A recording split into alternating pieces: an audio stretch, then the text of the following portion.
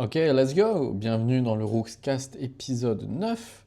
Aujourd'hui, on va parler d'un paradoxe moderne qui touche beaucoup trop de monde et qui me touche moi-même. Et c'est très simple, c'est le fait d'être un sédentaire actif. Et peut-être que vous allez vous y reconnaître. Vous allez faire du sport 4-5 fois par semaine, vous courez régulièrement ou alors vous allez à la salle. Vous faites attention à ce que vous mangez, mais le reste de la journée, vous êtes assis parce que vous avez un job de bureau. Et au bureau, forcément, bah, vous êtes derrière votre ordi pendant 7-8 heures. Le matin, pour aller bosser, vous êtes dans la voiture. Et le soir, qu'est-ce que vous faites généralement? Bah, finalement, vous finissez souvent dans le canapé devant la télé ou sur votre téléphone. Grosso modo, en dehors du moment où vous êtes allé faire du sport, il ne s'est pas passé grand-chose. Et du coup, vous pensez être en bonne santé parce que vous faites du sport et techniquement, bah, vous avez raison de le penser. Parce que c'est clairement mieux que de rien faire. Mais au niveau recherche scientifique, les dernières années, ça a révélé quelque chose de plutôt troublant. C'est que faire 1 heure d'exercice intense, ben, ça ne va pas compenser les 10 heures que vous passez le cul sur la chaise. Et votre heure quotidienne de sport, aussi bénéfique soit-elle, elle ne va pas complètement vous protéger des risques métaboliques, cardiovasculaires, etc., qui sont associés à une sédentarité prolongée. Et c'est ça le concept du sédentaire actif, et c'est là où vous risquez de vous connaître.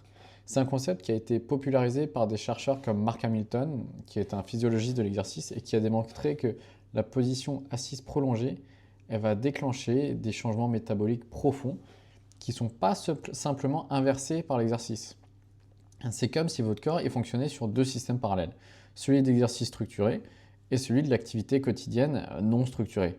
Donc optimiser l'un ne va pas compenser la négligence de l'autre. Et c'est là où c'est le problème. Et les chiffres sont sans doute les plus éloquents. Il y a une étude de 2015 qui a été publiée dans l'Annals of Internal Medicine qui a analysé les données de plus de 47 études qui ont porté grosso modo sur 1 million de personnes, en gros.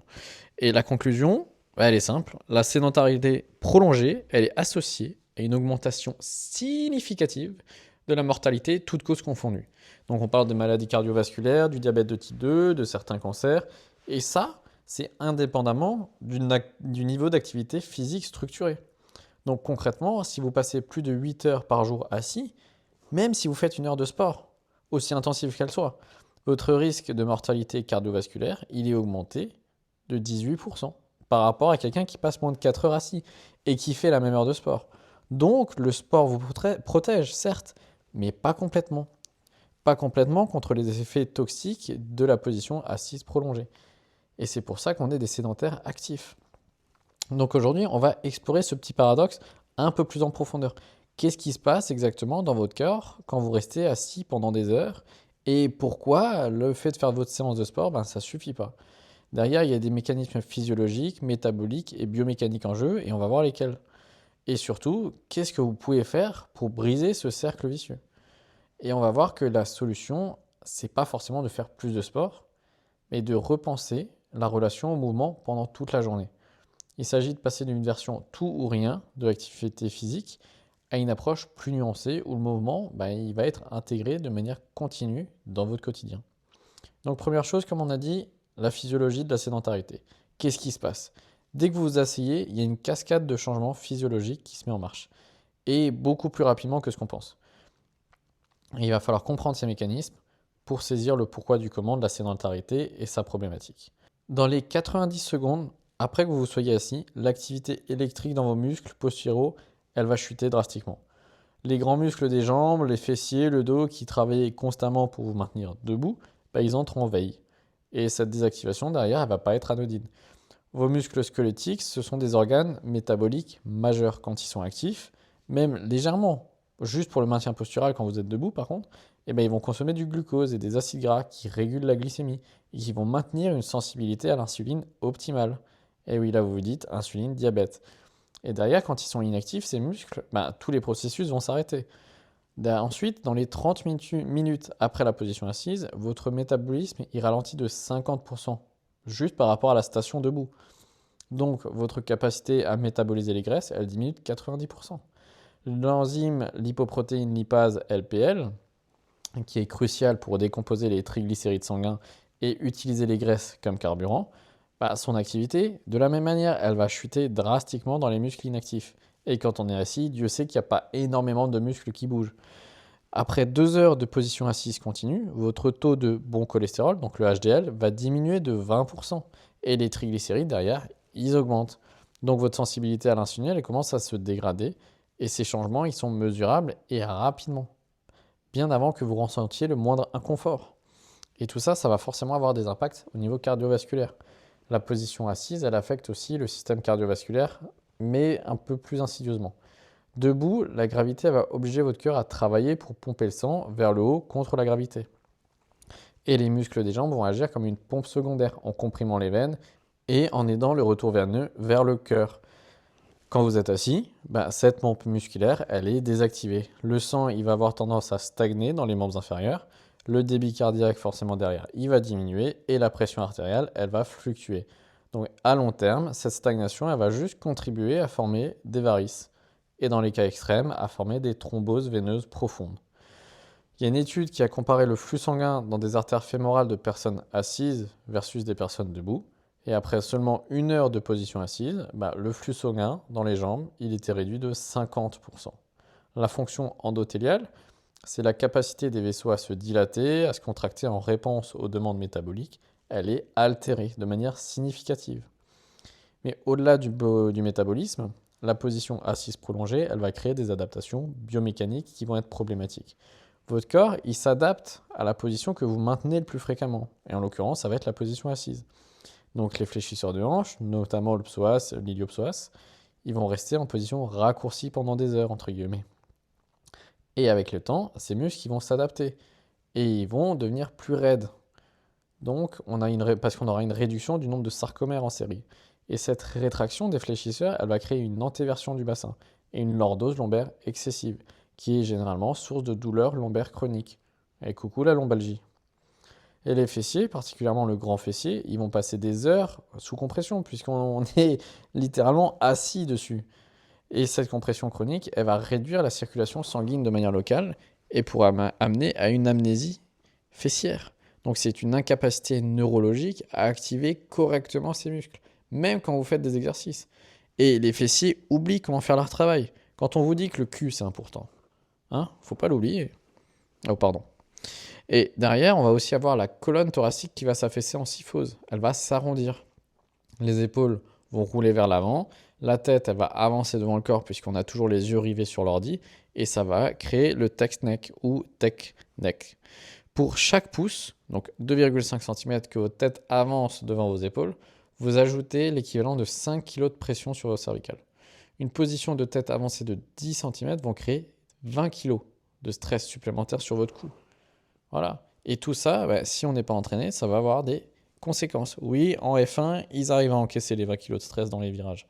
Ça, c'est pas un problème. Et derrière, on va passer sur autre chose. Mais cette sédentarité prolongée, elle va activer des voies inflammatoires chroniques. Il y a des marqueurs comme la protéine C-réactive, la CRP, ou l'interleukine 6, IL6, avec le TNF-alpha, donc c'est un facteur de nécrose tumorale, qui vont augmenter en proportion du temps qu'on passe assis. Et c'est une inflammation de bas grade. Et ça, c'est un mécanisme central pour le développement des maladies chroniques, l'athérosclérose, le diabète de type 2, la démence et même certains cancers. L'inflammation chronique, elle va créer un environnement cellulaire hostile qui va accélérer le vieillissement et la dégénérescence tissulaire. Mais alors pourquoi la sédentarité, elle va déclencher cette inflammation ? Derrière, l'inactivité musculaire, elle réduit la production de myokines anti-inflammatoires. Et les myokines, c'est des protéines qui sont sécrétées par les muscles actifs qui vont moduler l'inflammation systémique. Et la stagnation sanguine, elle favorise l'adhésion des cellules immunitaires à l'endothélium vasculaire. L'accumulation de tissu adipeux viscéral est favorisée par l'inactivité.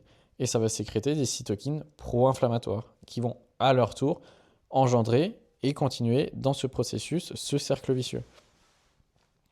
Et alors on se dit, oui, mais je fais mon heure de sport. Et il est là le paradoxe. Si vous faites 1 heure de sport, pourquoi ça ne compense pas le fait d'avoir passé 10 heures assis ? Il y a le concept d'exercice structuré et d'activité quotidienne non structurée, qui vont activer des voies métaboliques complètement différentes. L'exercice intense, il va activer principalement le métabolisme anaérobie et aérobie pendant l'effort. Puis il va déclencher des adaptations de synthèse protéique et de remodelage tissulaire pendant la récup. C'est un stimulus puissant, mais ponctuel. C'est pas un rythme qu'on peut conserver toute une journée.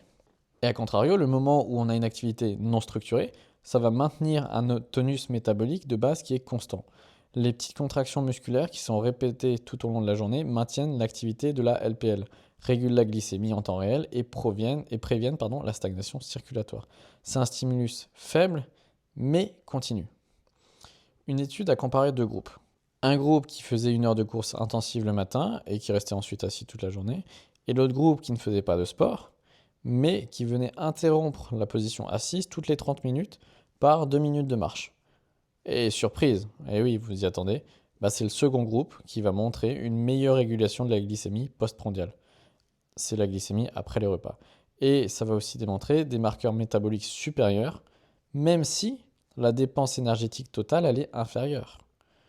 Et c'est là où on se dit que l'effet dose-réponse, il n'est pas linéaire. On pourrait penser que l'exercice et la sédentarité vont s'annuler, tout simplement. Mais le problème, c'est que ça ne marche pas comme ça. Les effets négatifs de la sédentarité, ils vont pas être linéaires, ils vont s'accélérer. Les premières heures où vous êtes assis, c'est bénin. Mais après 4-6 heures de position assise, de manière continue, les effets métaboliques négatifs vont s'amplifier de manière exponentielle. On n'est vraiment pas linéaire. Et votre corps, ils entrent dans un état que certains chercheurs appellent un mode d'hibernation métabolique. Et de la même manière, les bénéfices de l'exercice, ils ne sont pas proportionnels à l'intensité de manière illimitée.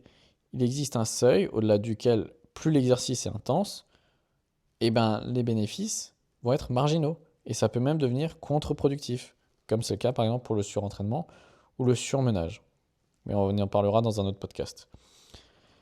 Donc quand vous faites votre séance de sport à 7h du mat, vous créez une cascade d'adaptation positive. Une sensibilité à l'insuline qui est améliorée, une libération des myokines, une activation mitochondriale, etc., etc. Ces effets, ils sont réels, puissants, mais ils ne vont pas durer 24 heures. La sensibilité à l'insuline post-exercice, par exemple, elle est maximale dans les 2 à 4 heures qui suivent l'effort. Et ensuite, elle va diminuer progressivement sur les 12 à 24 heures suivantes.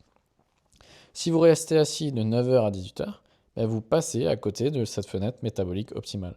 Vous auriez été beaucoup mieux protégé en distribuant votre activité tout au long de la journée. Et c'est là où elle est la différence. Le principe SAID, qui est Specific Adaptation to Imposed Demand, s'applique. Votre corps s'adapte spécifiquement aux demandes que vous lui imposez. Si vous lui demandez d'être puissant pendant 1 heure puis immobile pendant 10 heures, il s'adaptera à être bon dans ces deux états, mais mauvais entre les deux. Et vous devenez efficace pour générer beaucoup de puissance en mode exercice et efficace pour économiser de l'énergie en mode sédentaire. Mais vous perdez complètement la capacité à fonctionner confortablement dans des intensités basses et moyennes qui caractérisent la vie quotidienne normale. Donc marcher, jardiner, monter des escaliers ou jouer avec vos enfants. La zone 2, quoi. Et les chasseurs-cueilleurs, c'est notre référence évolutive. Eux, ils faisaient pas de séance de sport, suivi de longues périodes où ils avaient le cul posé sur un caillou. Ils alternaient constamment entre des activités de différentes intensités tout au long de la journée. Et c'est notre physiologie qui a été optimisée pour ce pattern de mouvement, variable et continu, mais pas pour les extrêmes modernes qu'on préconise, ou qu'on semble préconiser plutôt. Maintenant, on va voir un petit peu tout ce qui est données épidémiologiques. Ça parle plus, les chiffres, c'est toujours un peu plus sympa.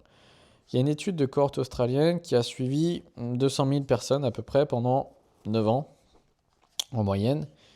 Et ceux qui passaient plus de 11 heures par jour assis avaient un risque de mortalité, toute cause, 40% plus élevé que ceux qui passaient moins de 4 heures assis. Et ce, après ajustement pour l'activité physique modérée à vigoureuse. Le plus troublant encore, c'est que parmi ceux qui respectaient les recommandations d'activité physique, donc 150 minutes par semaine d'intensité modérée, et ceux qui passaient plus de 8 heures assis par jour avaient quand même un risque cardiovasculaire 18% plus élevé que leurs pairs aussi actifs, mais moins sédentaires. Et c'est là où c'est complètement fou. Maintenant, si on parle du diabète, la sédentarité prolongée, c'est un facteur de risque indépendant pour le diabète de type 2. Chaque heure supplémentaire passée assis par jour augmente le risque de diabète de 7% environ, même chez les personnes qui sont physiquement actives. Et le mécanisme, il est clair. L'inactivité musculaire prolongée réduit drastiquement la capture de glucose par les muscles. Normalement, vos muscles squelettiques ils vont absorber 80% du glucose postprandial. Quand ils sont inactifs pendant des heures, cette absorption derrière, elle est compromise. Ça va mener à une hyperglycémie chronique et éventuellement, forcément vous le voyez venir, à une résistance à l'insuline. Et on a aussi parlé de cancer. Il y a quelques méta-analyses qui ont établi des liens entre la sédentarité prolongée et le risque accru de certains cancers, et plus particulièrement les cancers de la sphère colorectale, de l'endomètre et du poumon. Et l'augmentation de risque, elle est de l'ordre de 10 à 30% pour chaque tranche de 2 heures supplémentaires passées assises quotidiennement. Bon, c'est des chiffres qui sont un petit peu hallucinants, mais ça vous donne, grosso modo, l'ordre d'idée. Les mécanismes proposés incluent l'inflammation chronique, les perturbations métaboliques, donc tout ce qui est hyperinsulinémie chronique et les changements hormonaux associés à l'inactivité. On a aussi un petit truc supplémentaire, c'est les troubles musculo-squelettiques. Et c'est probablement ici que les sédentaires actifs se sentent le plus concernés directement. Les douleurs lombaires chroniques, et oui, on en a parlé de la lombalgie. Les tensions cervicales que tout le monde ressent un petit peu, les douleurs d'épaule, les problèmes de hanche où c'est un petit peu raide. Tout ça, c'est endémique chez ceux qui combinent des longues heures assises et parfois un entraînement intense. Et le paradoxe, il est cruel, parce que vous allez à la salle pour vous maintenir en forme, mais les adaptations biomécaniques de la sédentarité créent des déséquilibres qui vont saboter vos techniques d'exercice et qui augmentent vos risques de blessures. Et maintenant qu'on a vu quels étaient les effets délétères malheureusement de la sédentarité active, on va voir quel est le profil type. Qu'est-ce que c'est finalement être un sédentaire actif? Et bien finalement le profil il est assez cohérent à travers les différentes populations qui ont étudié. Et on va voir si vous y reconnaissez. Et on a par exemple le travailleur qui est au bureau mais qui est sportif. C'est le profil le plus courant et c'est celui dans lequel on va sans doute tous rentrer. C'est qu'on a un emploi de bureau dans lequel on nous demande d'être devant un écran 7-9 heures par jour. Et on compense par un engagement plutôt sérieux envers le fitness, envers la course à pied, etc. On va à la salle où on va courir 5, 4, 5, 6 fois par semaine. Ok, peut-être du crossfit, peut-être un sport d'équipe de temps en temps, etc. Donc la journée type, ça peut être quoi? Un réveil à 6h30, le sport le matin ou le soir, le trajet en voiture, allez, une demi-heure quand ça roule bien, le bureau de 9 à 17, 18, avec une petite pause entre midi et 2 où on est assis pour manger forcément, on rentre en voiture, et puis le soir, on s'occupe des enfants, ou alors on est posé devant la télé, ou devant un PC jusqu'à 23h, ou dans le téléphone jusqu'à ce qu'on aille se coucher. Et final, le bilan, c'est quoi? C'est 1 heure, 2 heures de sport, mais il y a toujours 10 à 12 heures de position assise derrière, et le ratio, il est de 1 pour 10 finalement. Et finalement, le plus paradoxal, c'est qu'il y a beaucoup de professionnels de santé qui sont dans ce problème. Les médecins, par exemple, passent une grande partie de leur journée assis, et c'est ça qui est fou. Et tous savent pour l'importance de l'exercice, et beaucoup sont assidus à la salle ou dans leur pratique sportive. Mais la nature de leur travail va impliquer souvent de longues heures assises. La consultation, la paperasse, l'analyse des dossiers, etc., etc. Et le savoir intellectuel sur les risques de la sédentarité ne va pas forcément se traduire automatiquement par un changement comportemental. La conscience du problème ne suffit pas toujours face aux contraintes structurelles du travail moderne. Derrière, on a un autre profil, c'est l'étudiant sportif, l'étudiant universitaire, surtout dans des filières exigeantes, qui vont passer des heures assises avec les cours magistraux, à la BU, pendant leur révision. Et beaucoup vont compenser en faisant du sport ou des entraînements réguliers. Mais pendant les périodes d'examen, principalement, la sédentarité elle va exploser à tel point qu'ils passent juste la journée, les fesses sur la chaise, à lire, apprendre, etc., etc. Et comme ils sont étudiants, le budget est souvent limité, donc derrière, on a malheureusement une alimentation qui risque d'être dégradée et un sommeil qui est perturbé par le stress des examens et des petits soucis financiers qui vont s'y joindre. Et des études montrent qu'un étudiant passe en moyenne 60 à 70% de son temps éveillé en comportement sédentaire. Même ceux qui sont des athlètes dépassent souvent les 50%. Et il y a un autre exemple, c'est ce qui s'est passé pendant la pandémie du Covid-19 qui a massifié le télétravail, ce qui a créé une nouvelle catégorie de sédentaires actifs. Sans le mouvement incident du trajet et des déplacements au bureau, donc aller aux toilettes, aller à la photocopieuse, à la cafétéria, etc., le télétravailleur peut passer de son lit à sa chaise de bureau depuis son canapé sans accumuler plus de 1000 pas dans une journée. On repose ici que les recommandations de l'OMS sont de 10 000 pas. Okay, et paradoxalement, le télétravail libère plus de temps. Parce qu'on n'a pas le trajet à faire, que beaucoup investissent dans le sport. Mais l'intensification de la sédentarité pendant les heures de travail peut annuler ses bénéfices, comme on l'a vu. Et maintenant, on va voir les signes révélateurs. Comment savoir si vous êtes un sédentaire actif à risque? Et malheureusement, il y a plusieurs signes qui ne trompent pas. Tout d'abord, on va voir tout ce qui concerne les signes physiques. D'abord, la rigidité matinale. Si vous vous réveillez raide, particulièrement au niveau du bas du dos, des hanches, qu'il vous faut 10-15 minutes de mouvement pour vous sentir déverrouillé. Si vous avez des douleurs chroniques, des tensions cervicales fréquentes, des petites douleurs dans les lombaires de manière récurrente, qui semblent jamais vraiment disparaître, même si vous faites du sport, si vous étirez, si vous faites vos entraînements. Et derrière, on va avoir une fatigue paradoxale. Vous dormez suffisamment, vous vous entraînez régulièrement, mais vous vous sentez étrangement fatigué, particulièrement en fin de journée. Et cette fatigue, elle n'est pas musculaire, elle est systémique, elle est presque cognitive. Parfois, vous avez des petites difficultés dans certaines positions, s'accroupir complètement, un squat profond.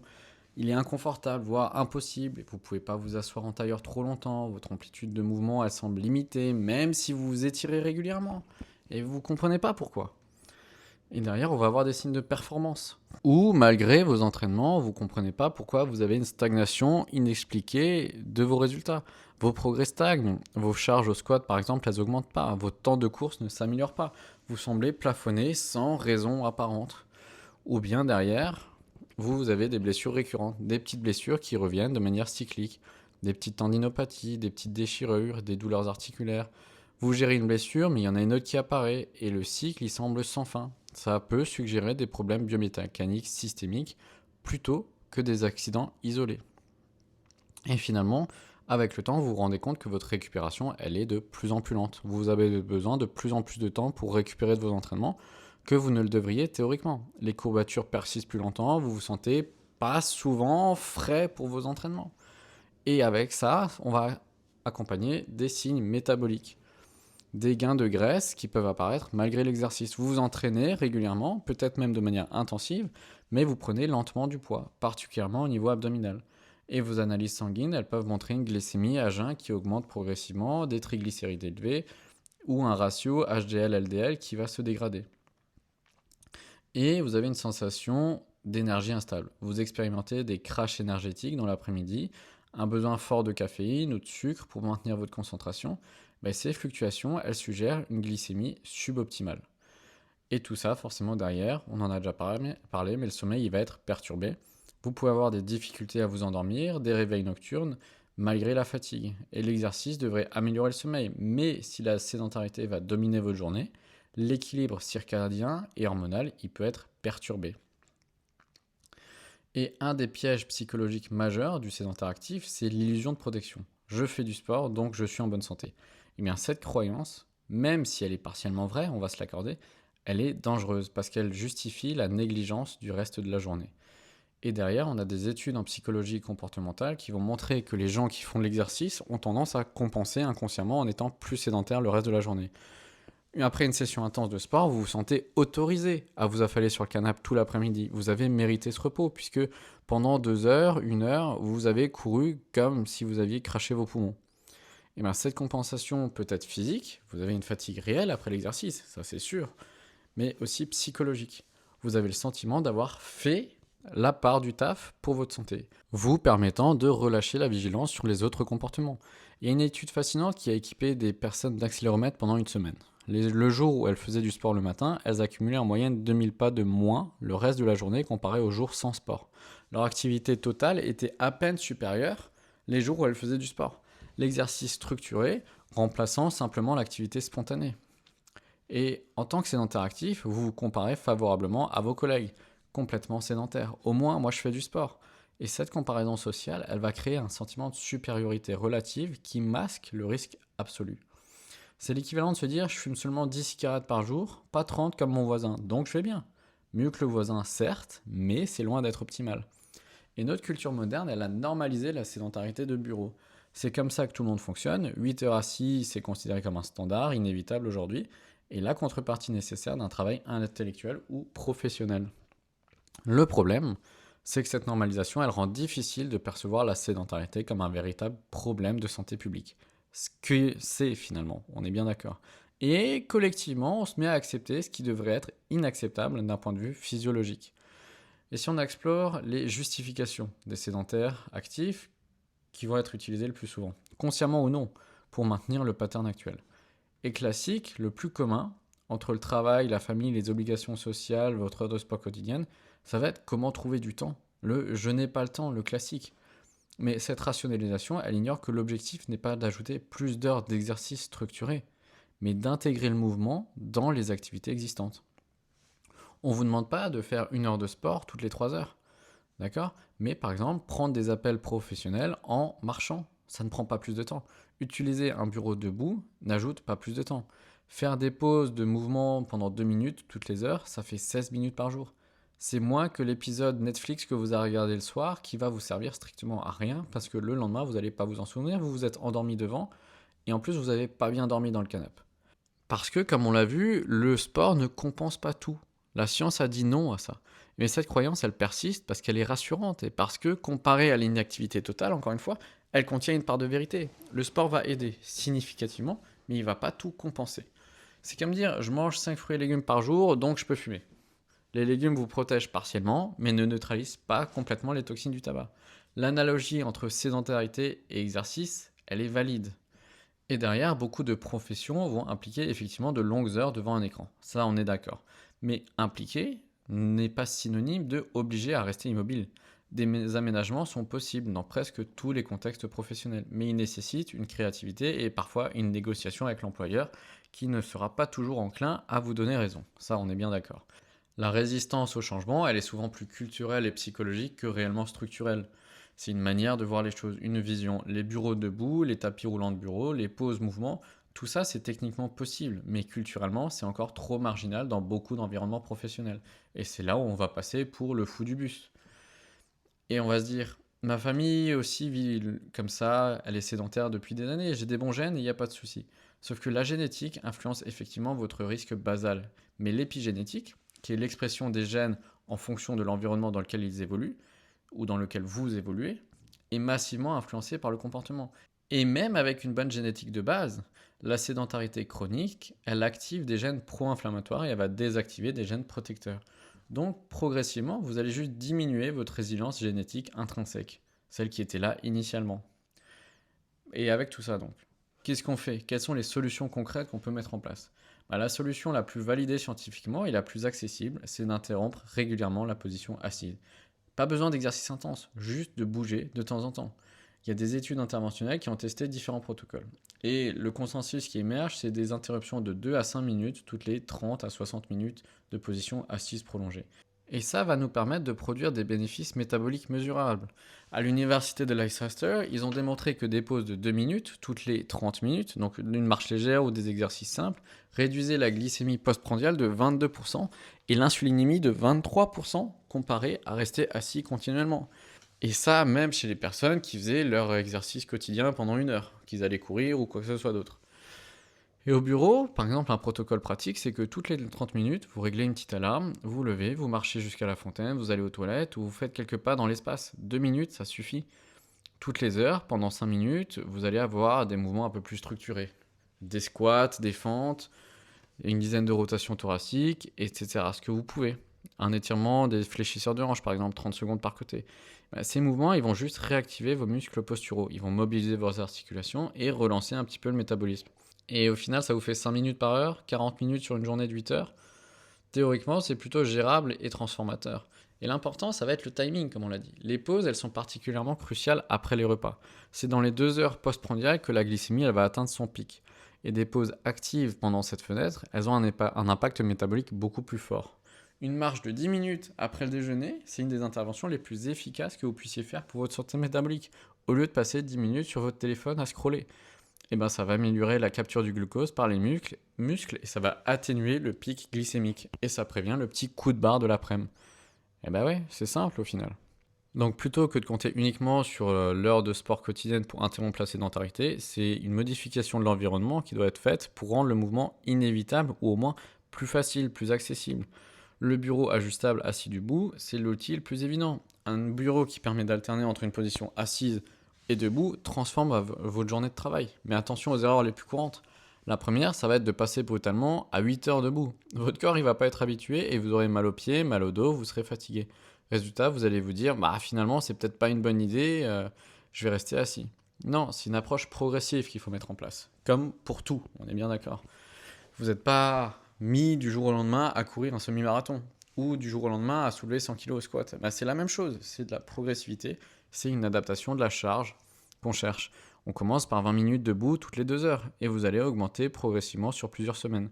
L'objectif à long terme, ça va être d'alterner 30-45 minutes debout, 30-45 minutes assis au long de la journée. Et la deuxième erreur, ça va être de rester statique en position debout. Debout immobile, prolongé, c'est pas forcément l'idéal non plus. Vous allez bouger, vous allez déplacer votre poids d'un pied à l'autre. Vous allez faire des mini squats de temps en temps. Mais bon, ça va être un réflexe, puisque une fois debout, vous aurez forcément tendance à bouger un petit peu. Un autre aspect qui est important pour les plus motivés, et si votre environnement le permet, ça va être de marcher ou de pédaler lentement pendant un travail cognitif. Des études montrent que des vitesses très faibles, de 2 ou 3 km/h sur le tapis par exemple, ou une résistance minimale sur le vélo, n'interfèrent pas avec la performance cognitive sur la plupart des tâches. À l'université du Minnesota, ils ont équipé des employés de tapis roulants au bureau, et après un an, les participants avaient perdu 1,4 kg en moyenne, sans changement alimentaire. Ils avaient juste rajouté un petit tapis. Ça avait amélioré leur profil lipidique et ils avaient rapporté une meilleure concentration et une meilleure créativité. En plus des aménagements un peu plus complexes, on peut mettre en place d'autres choses plus simples. Ça va être l'organisation spatiale. Vous allez placer stratégiquement des objets que vous utilisez fréquemment, comme l'imprimante, vous allez la mettre à l'autre bout du bureau et ça va vous forcer à vous lever plus régulièrement. La poubelle, vous allez l'éloigner de votre bureau de poste. Pareil, vous allez devoir vous lever pour jeter le papier ou le post-it. L'eau, les collations, au lieu de les mettre à côté de vous, vous allez les mettre un peu plus loin. Vous allez devoir vous lever. Certes, il va falloir y penser aussi. Le téléphone, vous allez le mettre hors de portée. Et vous allez devoir vous lever chaque fois que quelqu'un vous appelle. Mais ces petits mouvements positifs accumulent au fur et à mesure de la journée une quantité plus importante, sans qu'il y ait besoin de faire quoi que ce soit. Et si jamais c'est vous le boss, ou si votre boss est plutôt sympa, quelque chose qui a été inspiré par Steve Jobs et Zuckerberg, ça va être les réunions en marchant. Et ça permet de transformer un moment traditionnellement sédentaire en moment d'activité. Pour les réunions à 2 ou 3 personnes, ou particulièrement les brainstorming, les discussions stratégiques, marcher, par exemple, à l'extérieur, va permettre de combiner le mouvement et une créativité accrue. Des recherches montrent que le fait de marcher va améliorer la pensée divergente, donc la créativité de 60%, comparé au fait de rester assis. Un double bénéfice donc, la santé et la performance cognitive. Au-delà du travail, il va falloir aussi repenser vos choix quotidiens de mobilité. Le principe des 10 000 pas dont on a parlé avant, bien que parfois critiqué comme arbitraire, l'objectif de 10 000 pas par jour reste un bon repère. La personne moyenne accumule 3 000 à 5 000 pas quotidiens. Passer à 10 000 représente un doublement de l'activité quotidienne, avec les effets métaboliques significatifs qui y sont associés. Des stratégies pour atteindre les 10 000 pas, ça va être de stationner un petit peu plus loin votre voiture, à 500 mètres, ça vous fait 700 pas, 2 fois par jour, 1400 pas. Hop là. Si vous prenez les escaliers, vous allez monter un étage. 15-20 marches, ça vous fait une centaine de pas. Le fait de marcher après les repas, les 10 minutes dont on en a parlé précédemment, ça vous fait 1000 pas. Vous marchez 3 fois par jour, parce que normalement vous mangez 3 fois par jour, ça vous fait 3000 pas. Et de la même manière, quand vous avez un coup de fil au téléphone, marchez en même temps, comme on l'a dit précédemment. Si vous avez des trajets courts de moins de 5 km, l'idéal pourrait être de les faire à vélo. Et ce sera souvent plus rapide qu'en voiture quand vous habitez en ville. Vous n'avez pas besoin de chercher un moyen de vous stationner. Ou par exemple, si vous devez aller en ville, vous stationnez votre voiture à l'entrée de la ville et ensuite vous prenez le vélo pour vous rendre directement sur vos sites de travail. Et vous convertissez un moment sédentaire en voiture en moment d'activité. En plus, vous gagnez du temps. Il y a une étude danoise de cohorte sur 30 000 personnes qui ont été suivies pendant 20 ans qui a montré que ceux qui se déplaçaient à vélo pour aller au travail avaient un taux de mortalité, toutes causes confondues, de 40% inférieur à ceux qui utilisent la voiture, indépendamment de leur activité de loisir, on est bien d'accord. Et si vous êtes amené à prendre les transports en commun, n'hésitez pas à mettre en place la règle de une station avant. Vous descendez une station avant votre destination. Une station de métro, c'est à peu près 800 mètres, ça vous fait 1000 pas. Matin et soir, ça vous fait 2000 pas sans effort. Et en plus, ça vous permet de réduire le temps où vous êtes agglutiné dans la rame. Donc, vous avez compris que ce qui nous intéresse, ça va être de saupoudrer l'exercice petit à petit au fur et à mesure de votre journée quotidienne, de le distribuer sous forme de microdoses tout au long de la journée. Et ces doses, elles peuvent être agrémentées de collations d'exercice, de petits snacks, entre guillemets. C'est un concept qui a été popularisé par Martin Gibala, qui est chercheur en physiologie de l'exercice, qui propose des efforts intenses d'une vingtaine de secondes à 2 minutes, répétés plusieurs fois au cours de la journée. Le matin, ça peut être 20 secondes de burpees à intensité max. Un repos de 2 minutes, vous répétez ça 3 fois, et au final, ça vous fait 5 minutes d'effort. Le midi, ça peut être de monter rapidos 3 étages d'escalier, de redescendre lentement et de répéter ça 2 fois. Oui, encore une fois, on aura l'air d'être le fou du bus. L'après-midi, ça peut être 30 secondes de jumping jack ou de mountain climber entre deux réunions ou entre deux appels. Et le soir, 10 pompes, 10 squats, 10 secondes de gainage. Vous répétez ça 3 fois et ensuite vous allez vous coucher. Ou plutôt avant la douche. C'est mieux avant la douche. Au final, ça vous fait 15 minutes d'effort répartis sur l'ensemble de la journée. 5 minutes, 5 minutes, 5 minutes. Mais derrière, l'impact métabolique et cardiovasculaire, il sera mesurable. Des études, encore une fois, vont montrer que ces exercices NAC améliorent la capacité cardio-respiratoire et la sensibilité à l'insuline de manière similaire à une session continue équivalente. Et ce concept de exercise snack ou de micro-workout, il peut être transféré pendant que l'eau est en train de bouillir dans la bouilloire. 30 secondes de squat isométrique contre le mur. Pendant que le café coule, vous faites 10 pompes. Pendant qu'il y a une pause pub à la télé le soir, vous faites 20 squats, etc. Pendant que votre ordi il est en train de charger, vous faites 30 secondes de planche ou quelque chose dans le genre. Et ces opportunités, elles arrivent des dizaines de fois par jour. Il faut juste les voir. Et lorsqu'elles sont exploitées, elles vont accumuler un volume d'activité qui est substantiel, sans interférer avec votre emploi du temps.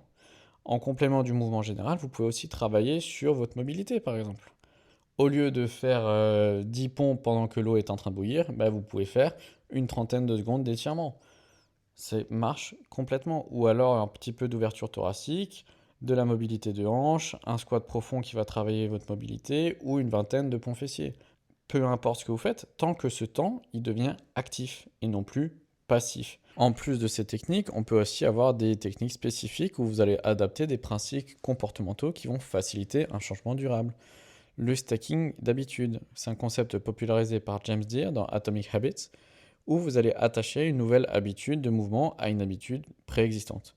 Après chaque café, vous faites 10 squats. Avant chaque réunion Zoom, vous allez marcher pendant 2 minutes. À chaque fois que vous allez aux toilettes, par exemple, vous sortez et vous faites 5 fentes de chaque jambe.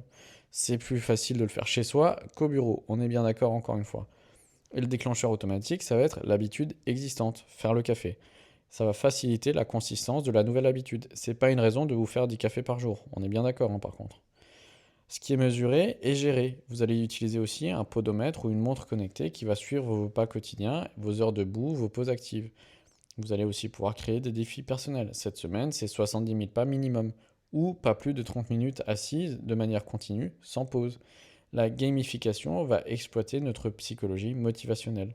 Le but, ça va être de vous challenger, et vous pouvez le faire avec vos collègues, puisque l'engagement social augmente massivement l'adhérence comparé aux objectifs solitaires. Une étude a montré que les personnes ayant un buddy d'exercice avaient un taux d'adhérence à 95% de leur programme d'activité, contre 50% pour ceux qui pratiquent seuls. Et n'oubliez pas qu'on va mettre en place aussi le principe du mieux que rien. Le perfectionnisme va être l'ennemi de la consistance. Le jour où vous ne pouvez pas faire votre protocole complet, faites une version minimale, 3 pauses au lieu de 8. C'est infiniment mieux que 0. Et c'est un moment qui est temporaire, puisque par la suite, vous pourrez revenir à vos 8 pauses par exemple. Cette flexibilité psychologique prévient le cycle tout ou rien qui mène à l'abandon. Vous allez construire une consistance imparfaite qui bat toujours la perfection épisodique. Ok ? Et tout ça, ça va nous permettre d'évoluer au niveau du cadre mental, qui auparavant était je fais mon sport donc je suis tranquille pour la journée, qui va passer vers je suis un organisme qui est fait pour bouger de manière continuelle toute la journée, avec des pics plus ou moins longs d'intensité. Donc plutôt que de diviser votre journée en temps d'exercice et temps sédentaire, voyez-la comme un continuum d'activités variables. Vous avez des moments de haute intensité, donc votre séance de sport, des moments d'intensité modérée, là où vous allez marcher, là où vous allez passer l'aspirateur, et des moments de repos. Mais ces moments de repos, ça va pas être 10 heures continues en étant le cul sur la chaise. Et cette vision, elle va transformer votre relation au mouvement. Vous ne faites pas du sport comme une tâche isolée, mais vous êtes, à proprement dit, une personne active qui va bouger naturellement et fréquemment, avec des périodes structurées d'intensité élevée. Et c'est ce qui va vous réconcilier avec le NEAT, ce Non-Exercise Activity Thermogenesis, qui représente toute l'énergie dépensée en dehors du sommeil, de l'alimentation et de l'exercice structuré. Donc, c'est-à-dire marcher, gesticuler, jardiner, faire le ménage, jouer avec vos enfants. Des études ont montré que le NEAT peut varier de 300 à 2000 calories par jour entre individus de même taille et d'activité physique structurée. Et cette variation, elle explique pourquoi certaines personnes restent minces sans effort apparent, pendant que d'autres prennent du poids malgré un exercice régulier. Les personnes qui vont être naturellement remuantes, qui bougent jusqu'à 150 heures de plus par an que les personnes statiques, ces micro-mouvements constants maintiennent un métabolisme de base élevé et une sensibilité à l'insuline optimale. Si vous cultivez consciemment votre NEAT, quand vous prenez les escaliers, quand vous marchez en téléphonant, quand vous vous levez pendant les transports, quand vous tapiez du pied en attendant quelque chose, mais vous bougez davantage et chaque petit mouvement va compter, même si ça paraît anodin. C'est la masse qui est importante. Il y a des études anthropologiques sur les populations de chasseurs-cueilleurs restants, donc par exemple à Lhasa en Tanzanie et les Kung du Kalahari, qui révèlent qu'ils ne font pas de sport au sens moderne du terme. Ils alternent tout simplement entre activités de différentes intensités tout au long de la journée. Un Hadza peut marcher 10-15 bornes par jour à faible intensité, mais avoir des périodes de chasse plus intenses et des moments de repos par la suite. Mais les périodes de repos, elles sont courtes, elles sont fréquentes. Ce ne sont pas des sessions de 8 heures continues. Et ironiquement, leur dépense énergétique totale quotidienne, elle n'est pas drastiquement supérieure à celle d'un occidental moderne. Mais la distribution de cette dépense dans le temps va créer un profil métabolique complètement différent. Vous pouvez vous inspirer de ce modèle. Vous allez maintenir un niveau d'activité de base constant tout au long de la journée avec des pics d'intensité stratégique, donc votre séance de sport, plutôt qu'un pic isolé suivi d'une immobilité prolongée. Et votre transformation individuelle, elle sera facilitée si votre environnement professionnel et social évolue également. Il faut en parler à votre employeur des différents aménagements qui peuvent être possibles, en les présentant non pas comme une demande personnelle, mais comme une opportunité organisationnelle. Les données sont claires. Les employés moins sédentaires sont plus productifs, moins de fatigue cognitive dans l'après-midi par exemple, moins de maladies, donc moins d'arrêts. Vous allez être plus créatif, rapporter une meilleure satisfaction au travail. Une méta-analyse de 2018 a quantifié qu'une réduction de la sédentarité au travail améliorait la productivité de 15% et réduisait l'absentéisme de 27%. Donc derrière, le retour sur investissement pour l'entreprise, il peut largement être positif. Et plus vous ou vos collègues allez adopter des comportements actifs, plus ça va devenir une nouvelle norme sociale. Et le changement comportemental, il est contagieux, ne l'oubliez pas. Si vous êtes le premier à prendre vos réunions en marchant, à faire une pause quad toutes les heures, vous serez peut-être perçu comme un excentrique, comme le fou du bus encore une fois. Mais rapidement, d'autres pourraient vous suivre et vous allez créer une nouvelle culture où bouger est devenu normal, attendu, valorisé. Les réseaux sociaux amplifient ce phénomène. Vous allez pouvoir partager vos stratégies anti-sédentarité, vos pauses actives, vos aménagements de bureau avec vos amis, vos collègues, et vous allez en inspirer d'autres et renforcer l'engagement général, qui au fur et à mesure permettra d'être potentiellement, pourquoi pas, une nouvelle norme. Et c'est votre corps à 60, 70, 80 ans qui sera largement déterminé par vos comportements d'aujourd'hui. La sédentarité accélère le vieillissement biologique de multiples façons. La sarcopénie, dont on a parlé dans un précédent podcast, et l'ostéoporose, pareil, sont partiellement évitables. Mais leur sévérité et leur timing sont massivement influencés par votre niveau d'activité. Une personne sédentaire perd environ 3 à 5% de masse musculaire par décennie, après 30 ans. Une personne active régulièrement va maintenir sa masse musculaire beaucoup plus longtemps. Mais un sédentaire actif, donc des exercices ponctuels et une sédentarité prolongée, se situe dans un entre-deux qui est malheureusement sous-optimal. Et des études longitudinales montrent que c'est l'activité de base quotidienne, plus que l'exercice structuré, seul, qui prédit le mieux le maintien de la fonction musculo-squelettique en vieillissant. Et en plus de tout ça, la sédentarité prolongée, c'est un facteur de risque pour le déclin cognitif et malheureusement la démence. Les mécanismes influencent la réduction du flux sanguin cérébral, l'augmentation de l'inflammation systémique qui affecte le cerveau et la diminution de la production de BDNF, des facteurs qui sont neurotrophiques dérivés du cerveau, qui sont cruciaux pour la plasticité neuronale. Et l'exercice régulier va protéger de manière partielle. Mais l'activité physique, quand elle est distribuée tout au long de la journée, elle est encore plus protectrice. Et chaque heure que vous passez debout ou en mouvement léger plutôt qu'assis contribue à maintenir votre fonction cognitive à long terme. Parce que la question cruciale, c'est quel sera votre niveau de fonction à 70 ou 80 ans? Est-ce que vous pourrez encore vous lever d'une chaise sans aide? Est-ce que vous pourrez monter des escaliers, jardiner, jouer avec vos petits-enfants? Ces capacités fonctionnelles, elles dépendent de la réserve physiologique que vous construisez dès à présent, dès aujourd'hui. Et chaque décennie de comportement sédentaire va éroder cette réserve. Chaque décennie de mouvements réguliers et variés va la préserver et la renforcer. Comment est-ce que vous voulez voir votre futur à 75 ans? Est-ce que vous voulez être capable de vous lever, de marcher ou d'être un légume dans une chaise? Oui, c'est radical, oui, c'est difficile, mais c'est les choix que vous faites aujourd'hui qui vont déterminer cette réalité future. Et voilà, on va arriver au bout de ce petit paradoxe du sédentaire actif.